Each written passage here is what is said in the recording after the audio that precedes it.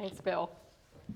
So this is going to be my 27th year as a UU minister, and I really think that having some kind of a sense of humor and a love for other people and the earth is the only way I have survived, because we can take ourselves way too seriously, and I think so. Thank you for that. I might as well just sit down, because you did the sermon for me, which you often do, which is good. When I was first raising small children was when I first realized that solitude does indeed have a couple of different meanings. While it does mean generically the state of being alone, separate from other people, we may experience this either as a welcome freedom or an unhappy loneliness. Anton Chekhov, the Russian playwright, wrote, "If you are afraid of loneliness, don't marry."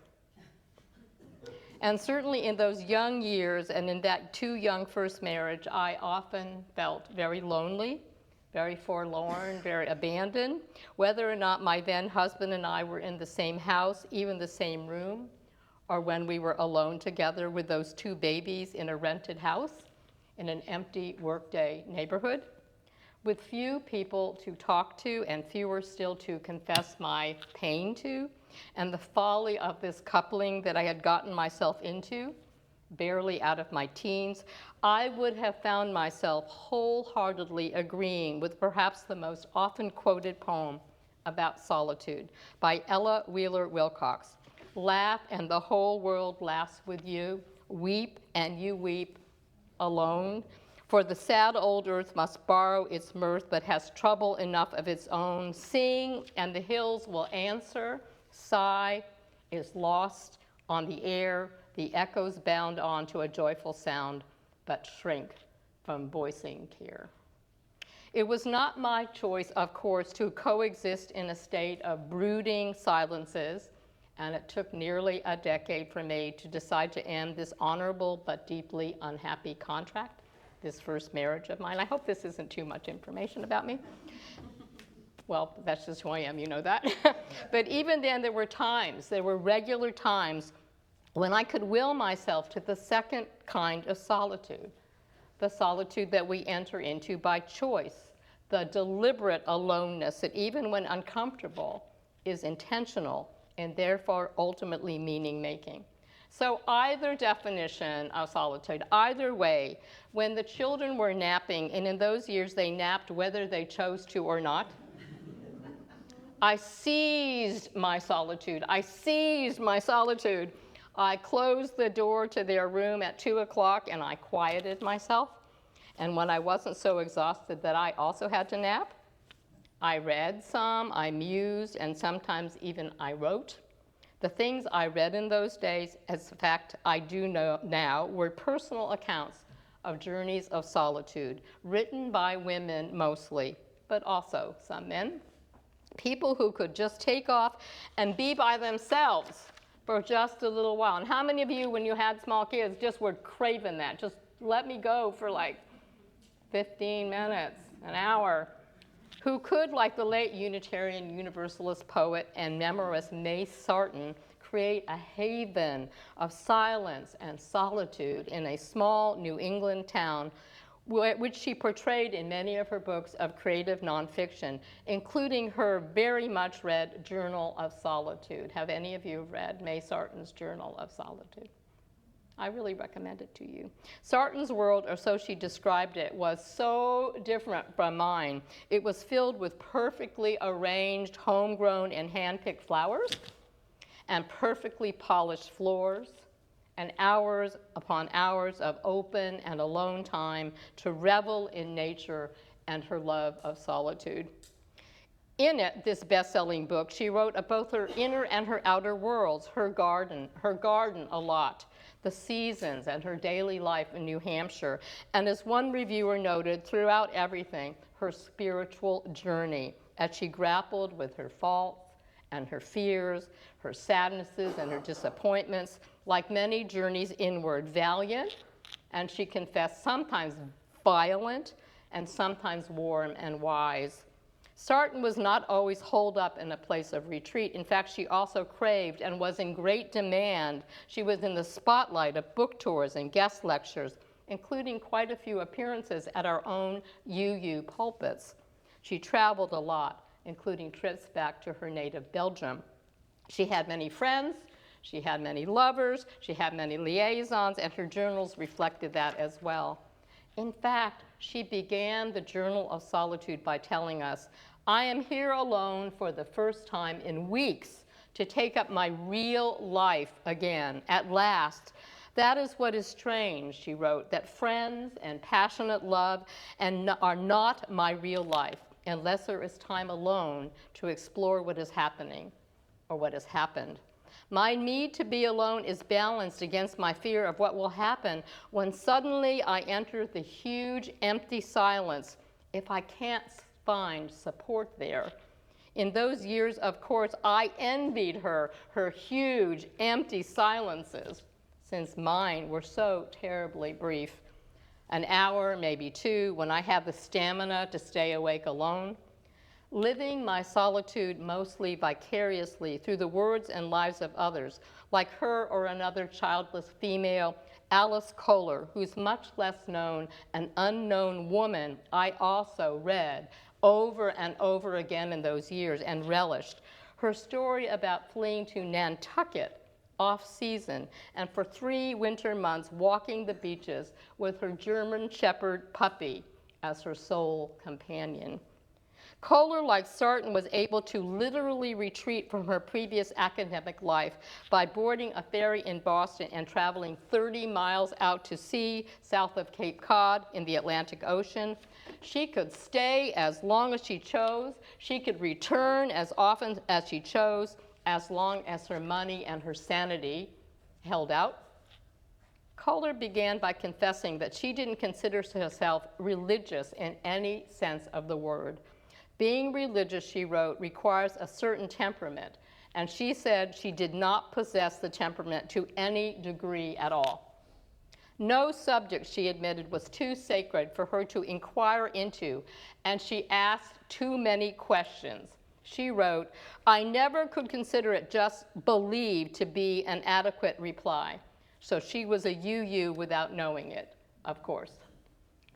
What she did believe in was what she called, and I love the term, sweeping solitude. Sweeping solitude, spending big chunks of 2 decades joining a long line of mostly childless men and women who had managed somehow to be alone, as she describes it, elementally alone. For that, she needed to be away from everything familiar sometimes, every person, she wrote, every relationship, every circumstance, to be completely unbound. In Jewish tradition, spiritual retreat to the mountains has been a practice since biblical times. Just prior to leaving Egypt, for the promised land in the book of Exodus, we are told that Moses prepared himself, finding the inner strength for his very reluctant leadership by leading his flock to the furthest end of the wilderness and then going to the mountain of God, where he stayed for a while. It was in the mountains and wildernesses that young David, alone in retreat, in flight from King Saul, found his only refuge. Elijah, the prophet, spent 40 days and 40 nights in the heat and the heart of the desert, where he is said to have met God, not in the mighty wind, not in an earthquake, not in the fire, but alone and in a gentle whisper. During the Second Temple period and the Roman occupation of Israel, seekers, we are told, continued to go to the mountains and wilderness to find God or to find themselves, including the mystic Essenes, who formed spiritual communities in the mountainous desert regions around the Dead Sea.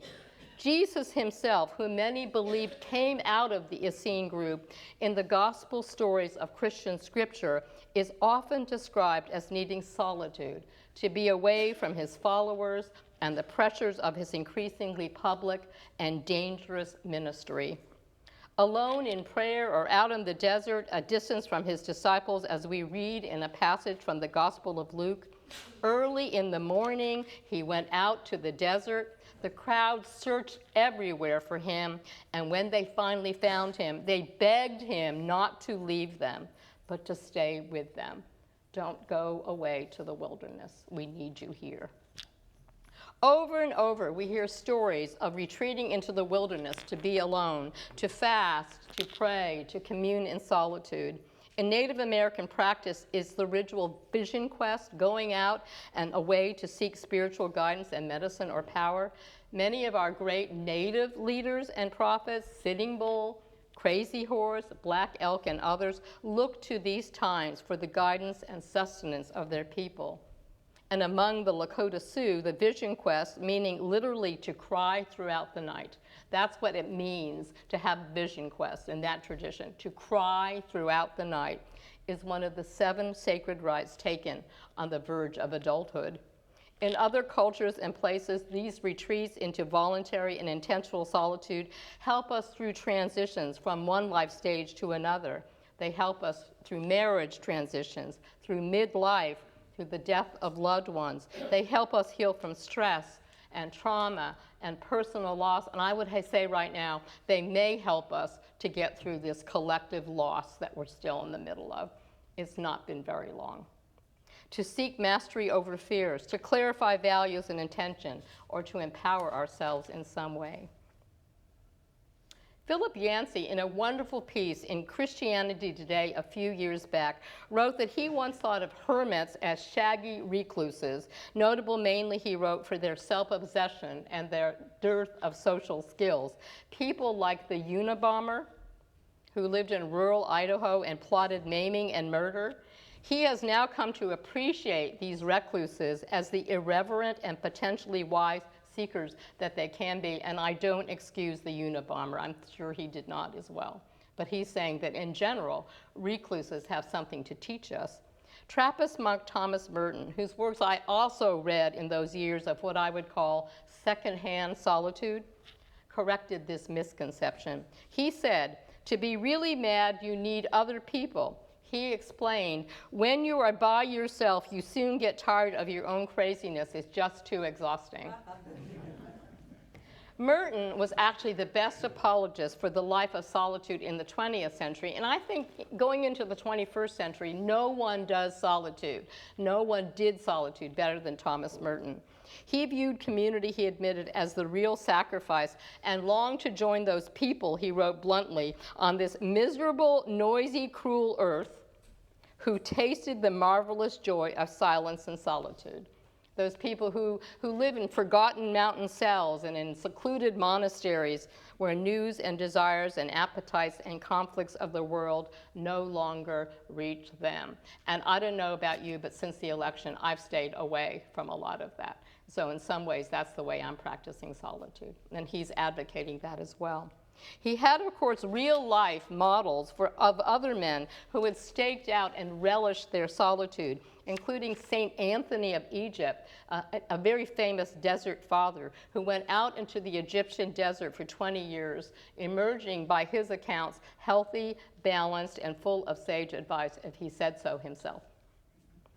And then there is our own Henry David Thoreau and Ralph Waldo Emerson, who developed whole theologies of solitude, to whom we owe a lot for our Unitarian kind of theology of solitude, which blends a love of nature with a fiercely independent self-reliance.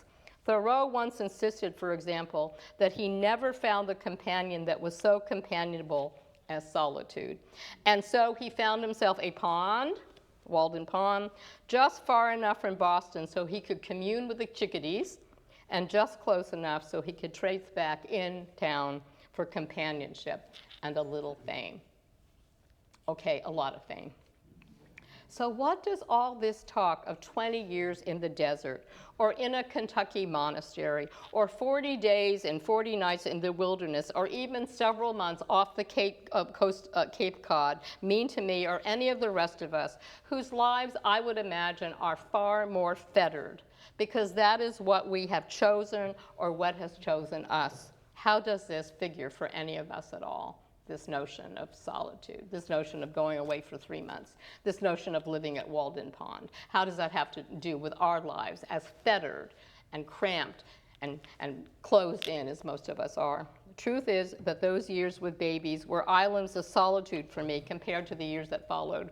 when you couldn't banish teenagers to bedrooms for mandatory timeouts and rest, when the houses I lived in were filled with sound and sometimes fury on nearly a 24/7 basis, deprived a kind of deep silence, what I appreciated, with maybe a little classic music thrown in, with a beloved husband who needs music, lots of loud blues and world music, including the Burundi drummers, nearly all the time. Have you ever heard of the Burundi drummers? It's a lot of noise. Lots of loud blues, lots of noise, most of the hours that he is awake and sharing an in-home working space with me, forcing me sometimes, I will admit, to use my upstairs cell phone, to call his downstairs cell phone, to ask him gently, I hope, to please turn that music down. Making my frequent long car trips, including the ones I'm going to have today, the time and place where solitude is most available to me somehow. Driving along in my own world, more often than not with the radio off, letting my mind go its babbling way, finding unexpected moments of free-flowing thought, even perhaps some insight and vision. That is why I so appreciated the reflect I read quite a while ago by Denise Roy, author of My Monastery is a Minivan. My Monastery is a Minivan, who drove her family around in an old Dodge Caravan with peeling blue paint and 111,000 miles, and frequently felt spiritually disrespected. She wrote that she'd always imagined spending her days meditating and writing, maybe even changing the world, and found instead that when she grew up, she drove a carpool, a 7-mile route, picking up children here and dropping them there. After one too many laps around the carpool track, she was craving a few days when she wasn't driving anyone, anywhere, and when a friend mentioned a silent retreat at a nearby monastery, she traded her car keys with her husband, and off she went. On the last day, she noticed when she was sitting in a chapel that it had beautiful stained glass windows. My minivan has really beautiful stained glass windows, she noted. Then the comparisons began flooding in. I meditate, she said, in my minivan as I drive round and round and round every morning and every afternoon. I keep a rigid schedule in my daily life in my minivan, just like the monks. And then she read a passage in a book she had brought with her to this retreat into solitude, written by Zen teacher, poet, and father Carrie Snyder. He wrote, "All of us apprentice with the same teacher. Reality, it's as hard to get children herded into the carpool as it is to chant sutras in the Buddha hall on a cold morning. One," he wrote, "is not better than the other." It was then she realized that her minivan might not be quite as good as a monastery in finding peace and quiet, but it was precisely the place where she found herself more often than not, and where she, for herself, found the face of God. Spiritual guide Gerald May reminds us that all contemplative journeys are likely to include some aspects of 3 foundational dimensions of spiritual formation.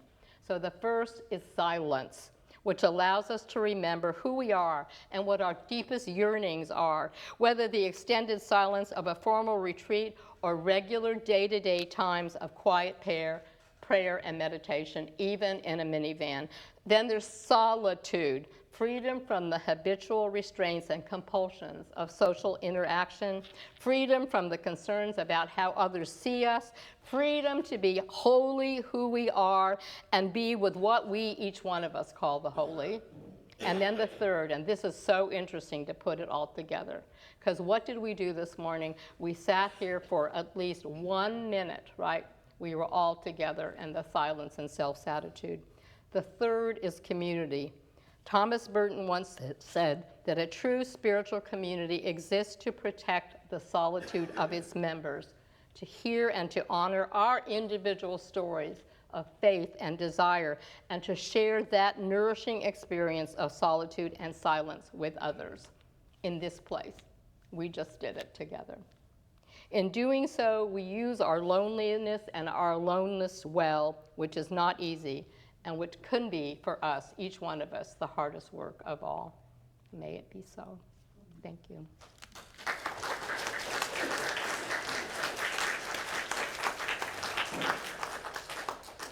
Thoughts, questions?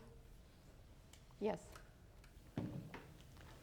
You mentioned Thomas Merton. Get a moped. Thank you. And of course, I always enjoy you, but Thomas Merton and Thoreau, Emerson, they all had periods of solitude. That's right. But they came out of it. Right. That was not their whole lives. No, I said that especially if you look at the somewhat the hypocrisy of Thoreau, he came out almost every day. Didn't he have a sister or a mother who he brought the laundry to? I think that's true. Yeah, absolutely true. And what I kept saying is not many examples of people with kids. You know, it's a lot of like examples of childless people who could make that. That was easier for them to do. Yeah. Thank you. That was a good observation.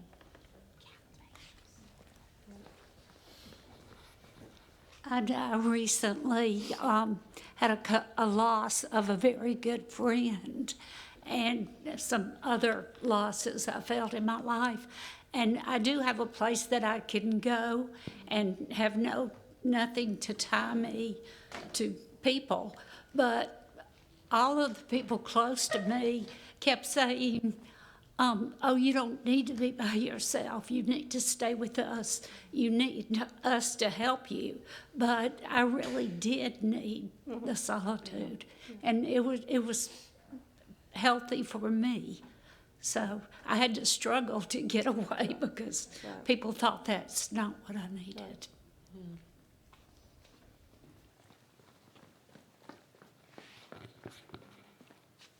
I so appreciated this talk, as I often do of yours. I had invited a friend of the fellowship to come to this service because I thought it would resonate with her. She's going through a period of intense solitude, and it's unfortunately within a long-term marriage. So really, it's just a plug that I hope we're able to share this talk with others who are not able to attend today, because it was so meaningful. I recently heard of a study where they were talking about the healthiest and most happy people are those who can be in solitude and be alone when they want to, but also be in community when they want to. Mm-hmm. Yeah, that's why I like the three things: silent, solitude, community. They go together. Yeah. Hello, newcomer here, Linda Thornton. But I saw myself in much of what you read, and as I'm a gardener. I've been a gardener for over 55 years, and I call that my sanctuary where I can talk to God. Each winter, I get very depressed, not having my garden to work in. So what I've done now over the last 3 years or so, I brought about 40 plants inside.